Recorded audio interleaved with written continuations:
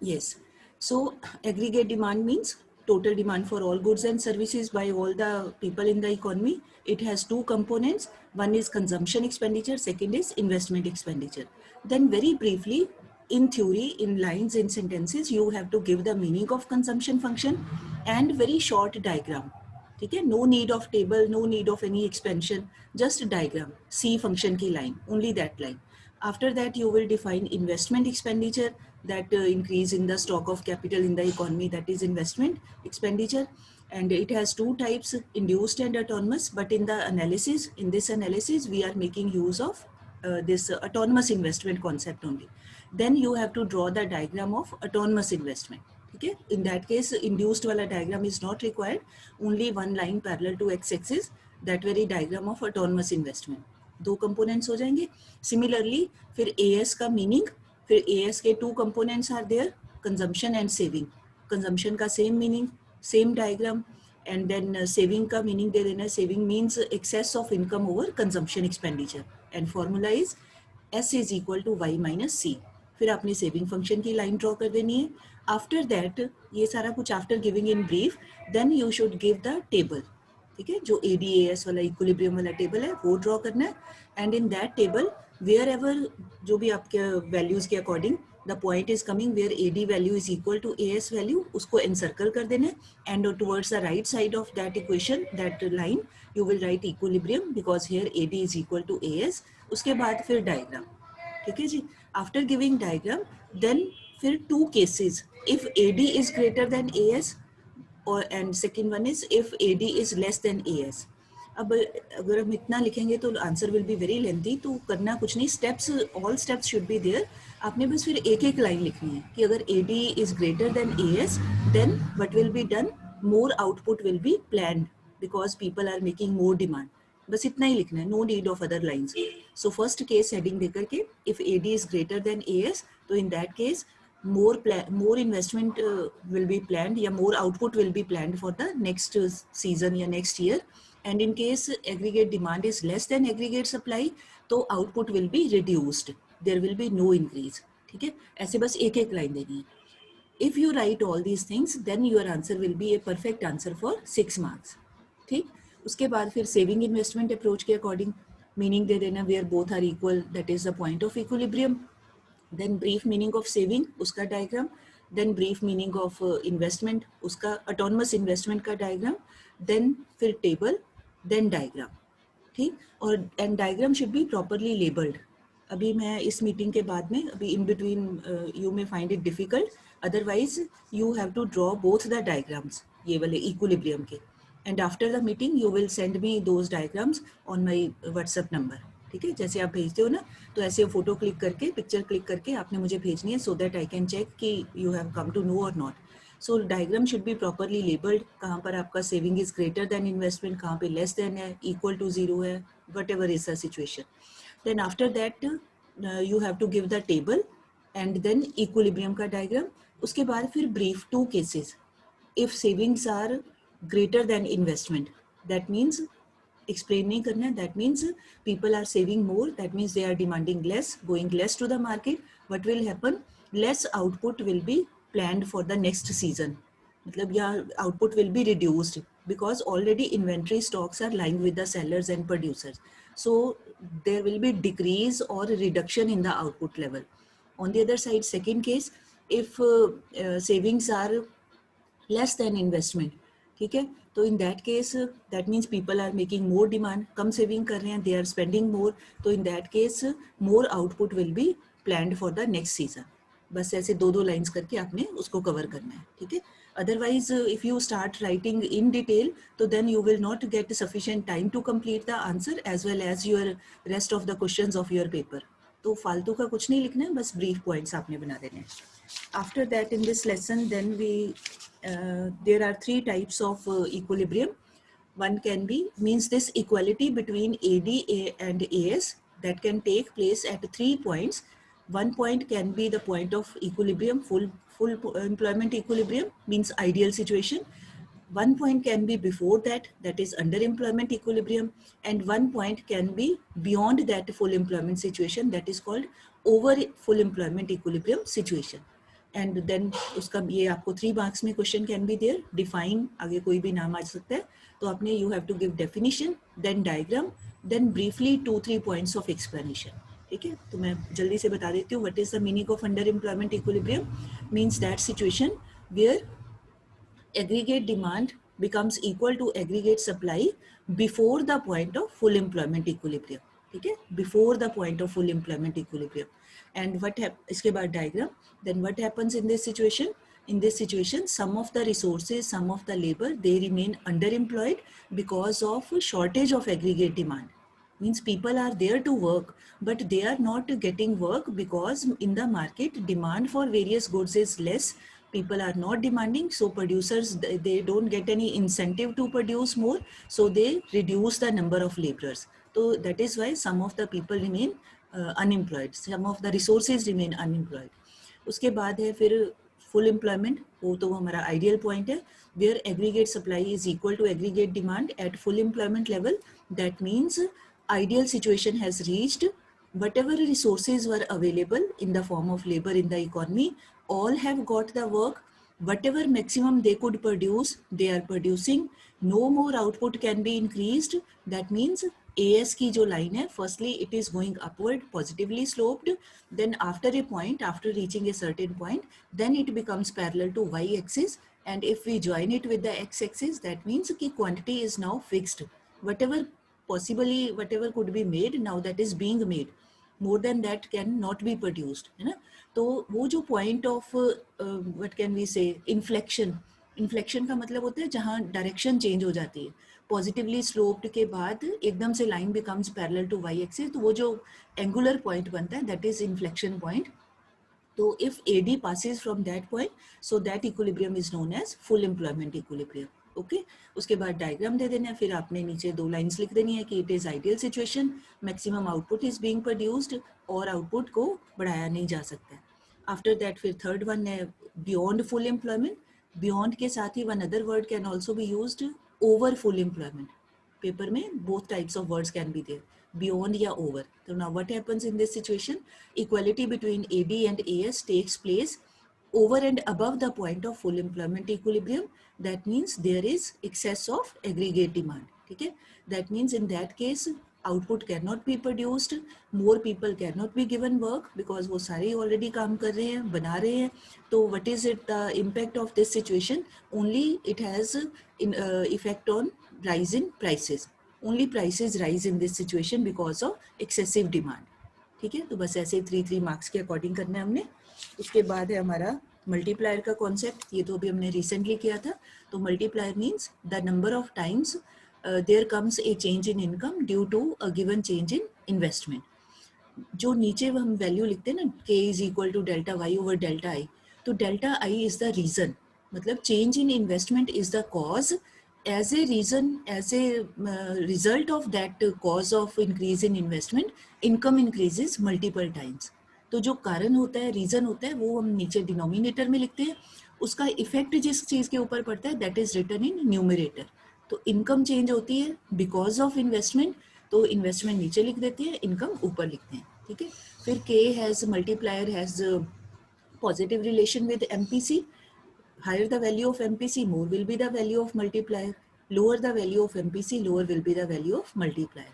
And it has inverse relation with MPS. उल्टा बोल देना दोनों का. ठीक है, inverse relation with MPS. If MPS is more, value of K will be less. If MPS is less, value of K will be more.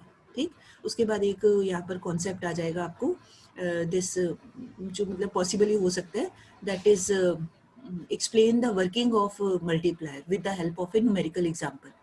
तो वो जो टेबल वाला क्वेश्चन है ना, फिर वो वाला पार्ट आना है. आपने बस डिफाइन करके ये लिख के कि अज्यूमिंग कि in the economy initial increase in investment इतना है, जो आपने लेना एग्जांपल वो आपकी चॉइस है. सपोज एमपीसी इतनी है, जो भी आप लेना चाहो, फिर उसकी वो वर्किंग वो टेबल दिखा देना है, और टेबल के बाद में आपने फिर 2-3 पॉइंट्स में उसको एक्सप्लेन कर देना डिपेंडिंग अपॉन द मार्क्स. ठीक है, उसके बाद आ जाएगा हमारा एक ये क्वेश्चन आपको 1 मार्क में आ सकते हैं, maximum value of multiplier, minimum value of multiplier, तो ये वाले भी आ सकते हैं. उसके बाद इसके सिर्फ न्यूमेरिकल्स ही हैं. ठीक है जी, तो ये लेसन में इतना ही है हमारा काम. अब हम क्या करते हैं, quickly please take out your notebook एक होमवर्क मैंने आपको अभी दे दिया है. अभी आपने इस मीटिंग के बाद में please draw diagram showing equilibrium with the help of ADAS approach. ठीक है, properly fully labeled diagram, no explanation, only diagram. और second diagram you have to draw with the saving investment approach, but it should be properly labeled. ठीक है, after clicking those two pictures please send to me so that I can check. ठीक, हाँ जी बेटे, अभी हम question कर लेते हैं थोड़े से, उसके बाद टेस्ट होगा. Let me see the time also. अभी 9:15 है, थोड़ा टाइम न्यूमेरिकल करते हैं. न्यूमेरिकल इसका क्या बेटे, क्योंकि थ्योरी पार्ट अभी मतलब वो फिर ऐसे सुना नहीं ना जाता, आप ज़्यादा बोल बताते भी नहीं हो. जब सुनो तो फिर दैट वेस्ट टाइम, तो फिर इससे बेटर है देन आई थॉट कि फिर न्यूमेरिकल ही कर ले.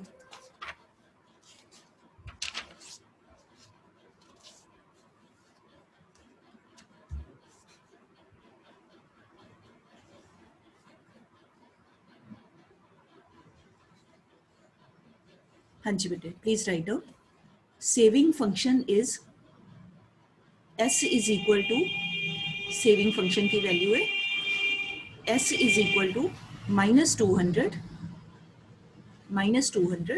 Plus 0.25y, -200 plus 0.25y. Economy, full stop.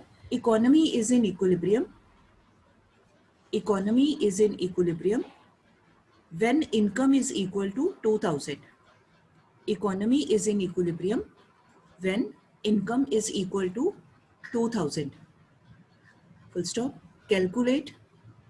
Number one, three things are to be calculated. First is investment expenditure at equilibrium level of income. Investment expenditure at equilibrium level of income. Number two, autonomous consumption, ये निकालना है, autonomous consumption. Number three, investment multiplier.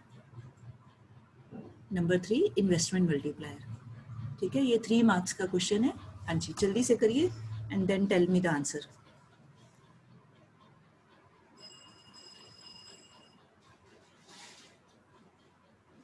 Excuse me, ma'am. हाँ जी बेटे. Yes Kanika, बोलिए.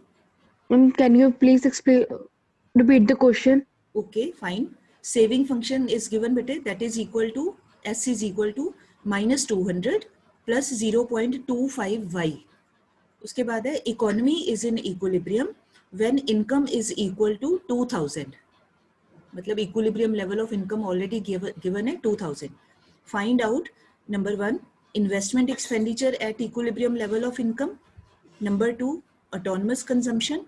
Number three, investment multiplier.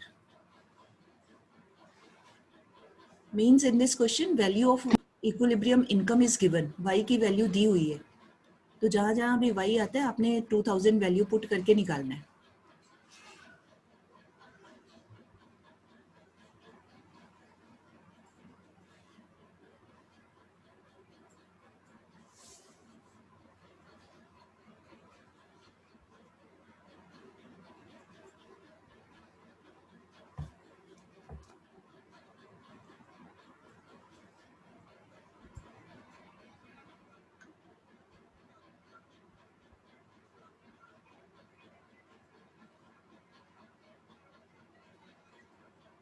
Okay, I can give some hint, जिनको थोड़ा सा डिफिकल्ट लग रहा है हिंट पे दे देती हूँ. अब बेटे इसमें देखो एस फंक्शन दिया है ना, तो एस फंक्शन में वैल्यूज क्या होती हैं. फर्स्ट वैल्यू होती है डिस सेविंग्स, उसके बाद क्या दिया 0.25 क्या है, MPS है. ठीक, और हमें चाहिए, ऊपर नीचे वाले पार्ट देख सकते हैं, नो प्रॉब्लम, रफ कम में हमने पहले करना है. तो जो आपकी डिस सेविंग है उसको पॉजिटिव फॉर्म में अगर हम लिखते हैं तो वो हमारी बन जाती है ऑटोनमस कंजम्पशन. जो यहाँ पर MPS है, if you subtract that MPS from 1 में से माइनस कर दो तो you will get MPC. MPC होगी आपके पास, या MPS कोई भी हो, तो with the help of that you can very easily calculate investment multiplier. उसके बाद फिर इक्विलिब्रियम लेवल ऑफ इनकम के ऊपर क्या होता है, saving is equal to investment. तो सेविंग साइड पे सेविंग फंक्शन पुट कर दो, इन्वेस्टमेंट निकालना है वो वैसे ही रहने दो. तो सेविंग फंक्शन में जहाँ जहाँ y है वहाँ पर 2000 पुट करके आप निकाल लीजिए.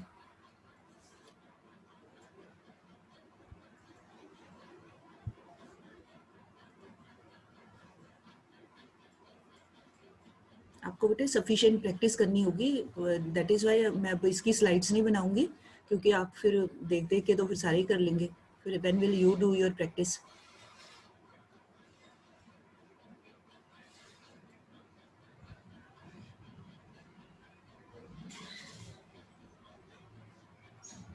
यति एंड हर्षिता अरोड़ा बेटे keep your videos on, video on कर लो बेटे सभी बच्चे, ताकि मैं I can observe all the students side by side. Ikjot Singh, today I want to see you, if you are there please be visible, otherwise you can leave.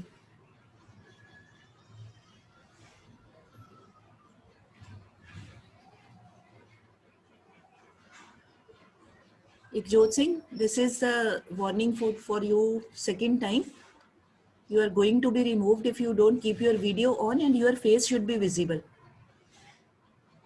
Fan नहीं दिखाना है ऊपर छत पे चलता हुआ कि फैन की ओर फोन कर दो।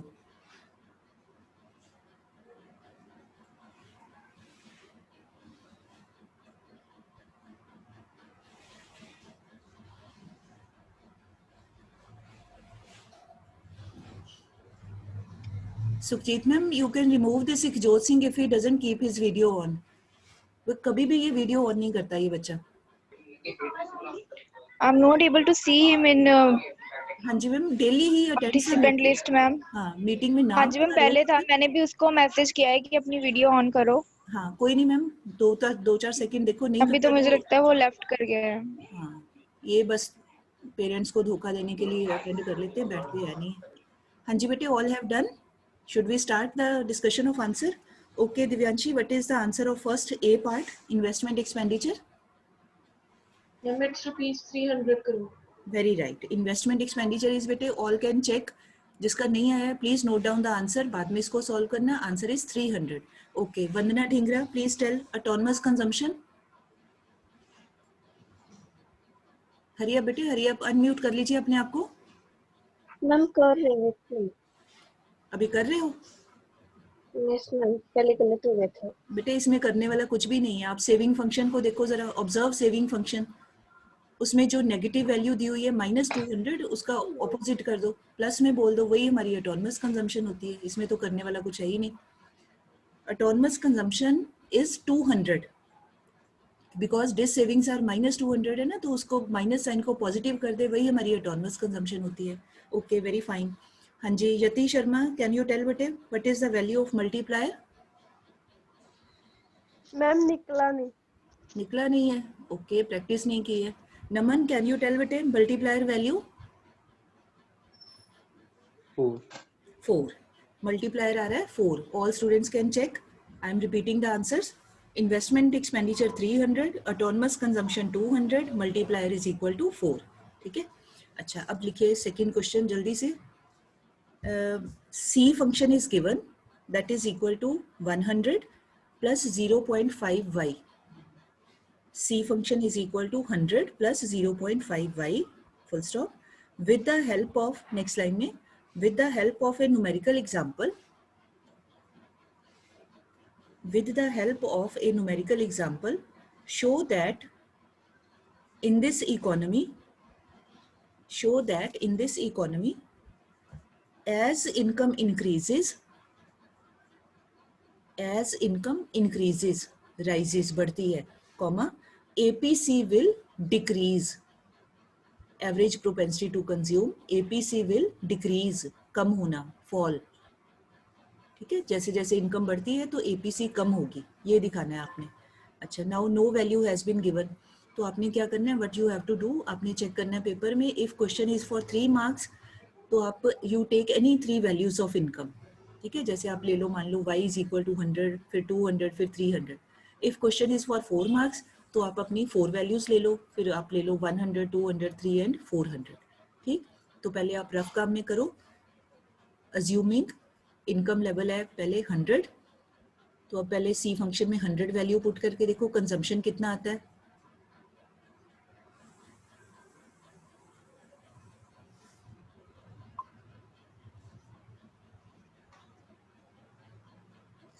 जरूरी नहीं 100 लेना, आप जो भी वैल्यू लेना चाहते हो, you can take any value of income, but every time बढ़ती हुई इनकम होनी चाहिए, कम होती हुई नहीं। ठीक है, उसके बाद फिर आप इनकम लो, y इज इक्वल टू 200। अब c फंक्शन में y की जगह put 200 and find the value of c।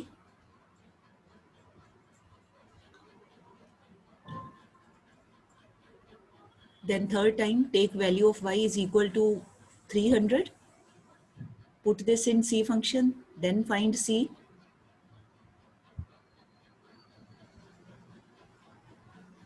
ठीक है, हम लोग 4 वैल्यूज का कर लेते हैं प्रैक्टिस के लिए, और लास्ट आप ले लो income is equal to 400, C function में पुट करके वो निकाल लीजिए।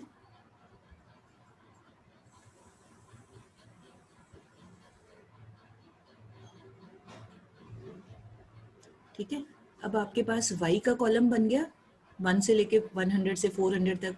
सेकेंड कॉलम आप जो c की वैल्यूज निकाली हैं उसको कॉलम फॉर्म में आप लिख लो। ठीक है, 100 के सामने, इनकम के सामने जो भी आपकी सी की वैल्यू थी वो लिख लो, 200 के सामने जो थी वो लिख लीजिए कॉलम फॉर्म में। उसके बाद लास्ट आपका मेन कॉलम बनेगा A P C is equal to C over Y. तो जब आप when you will calculate C over Y value, तो यू विल सी कि every time its value is falling, पहले से कम वैल्यू आएगी।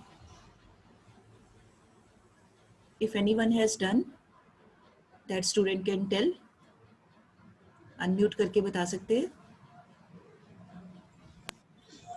1.5. ओके, कनिका गुप्ता फर्स्ट आ गई, शाबाश, क्लैपिंग फॉर कनिका गुप्ता। है, हाँ जी बेटे बोलिए। 1.5. यस, First की value 1.5, yes, then 1, yes, then 0.83 and yes, 0.75.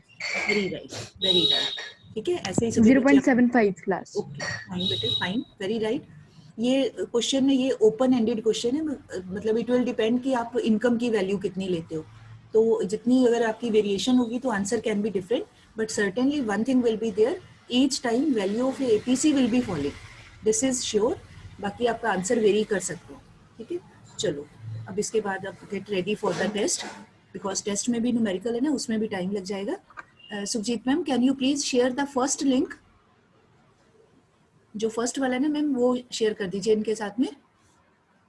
Okay ma'am. Okay, thank you ma'am.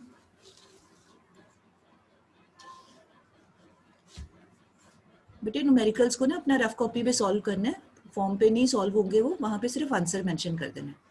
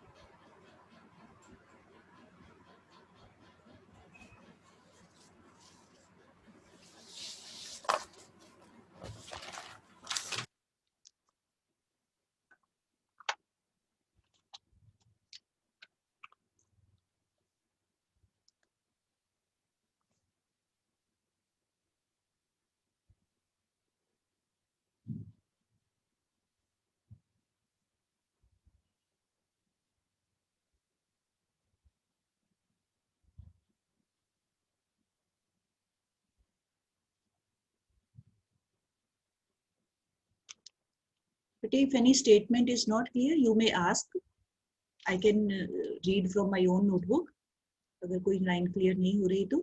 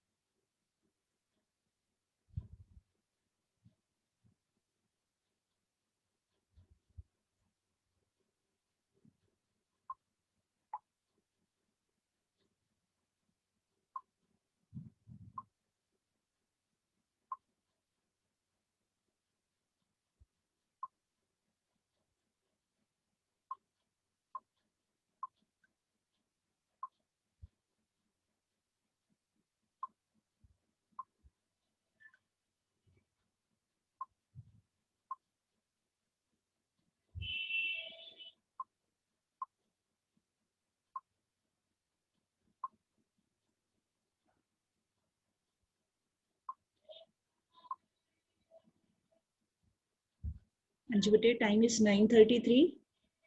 2 minutes. I also need to discuss the answer, so be fast.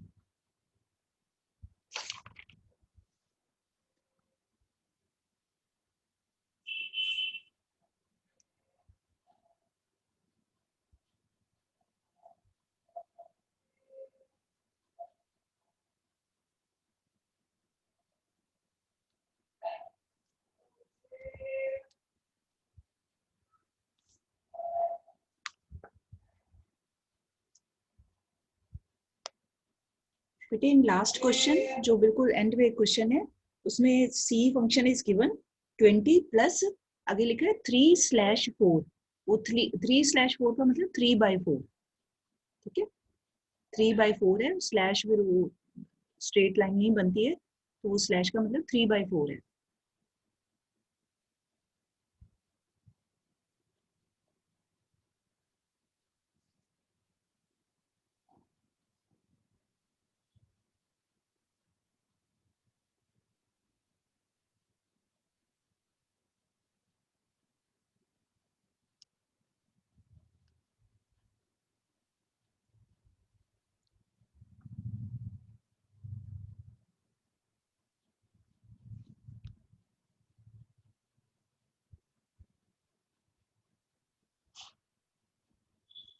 Done मौली गुप्ता कर लिया बेटे मौली गुप्ता यस मैम।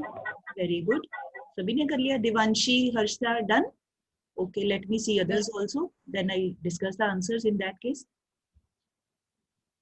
हाँ जी गुरलीन कौर कहाँ गई Gurleen Kaur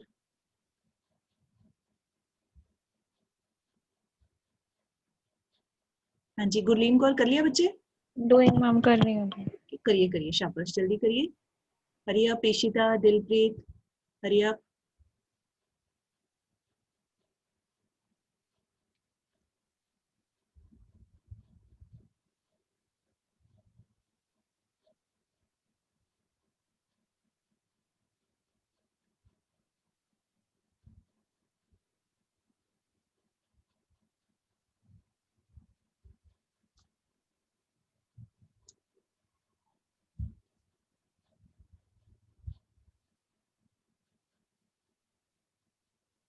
those students who have done in the meantime why to waste time they can draw the diagram equilibrium diagrams you can draw and then you can send to me let us save time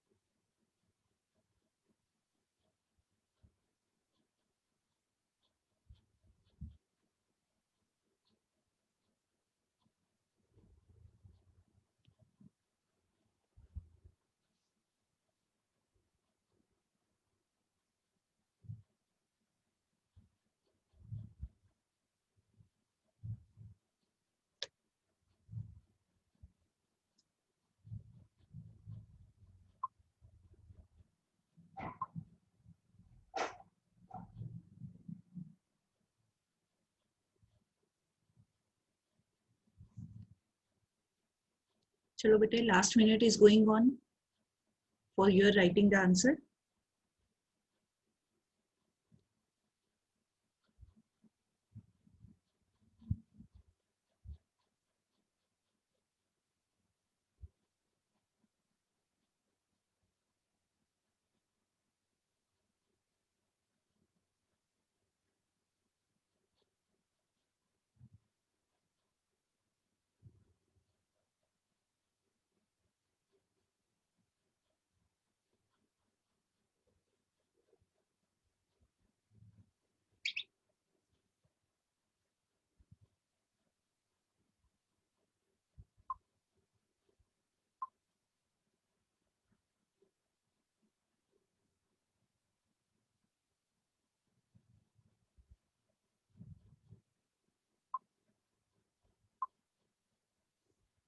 चलो जी बेटे, now I am going to tell the answers, because फिर मुझे अगली instruction भी बतानी है अगले काम के लिए. So you may please submit. आप सबमिट कर दीजिए. हाँ जी, तो first question was at equilibrium level, तो इसका राइट ऑप्शन है at equilibrium level savings are equal to investment. ठीक है, this is the correct answer. Savings are equal to investment. Second, public investment is called autonomous investment because it is, आगे आप line जैसे मर्जी you can form, मैंने ऐसे लिखा है because it is income inelastic, या ऐसे भी लिख सकते हैं because it is not motivated by profit, या it is free from profit motive. Any way you can form the line. ठीक है, it is not getting, it does not get affected by profit या income, ऐसे भी आप लिख सकते हो. उसके बाद थर्ड क्वेश्चन था साइज ऑफ मल्टीप्लायर वेरीज, इसका है varies directly with MPC, varies directly with MPC. Next, इसका आंसर है ऑप्शन 60 एमपीएस, जिसमें ना 0.6 what will be the change in saving when income increases by ₹100. Answer है 60. नेक्स्ट फिफ्थ न्यूमेरिकल का next का answer है 5, वैल्यू ऑफ के is will be 5. उसके बाद सिक्स क्वेश्चन का when savings are positive then consumption will be less than income, less. उसके बाद सेवेंथ क्वेश्चन का है when AD is more than AS then planned output will be increased, बढ़ाई जाएगी, increase. ठीक है, उसके बाद next if savings are greater than investment then planned output will be decreased, reduced, कम करना, रिड्यूस्ड.